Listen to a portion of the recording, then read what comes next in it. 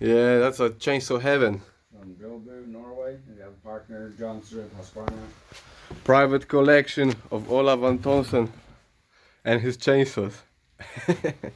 let's go there. See what's there. So what is the oldest chainsaw you have? This is the from 1935, 500 cc, 4-stroke, 68 kilo. 2 people or 1? Yeah, 2 people. Yeah.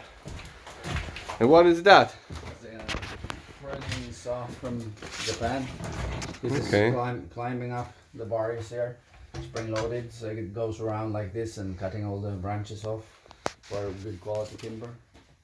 That's good. And that's all your helmets from how many years collection is that? That's from 1969 up till now about, yeah. Okay.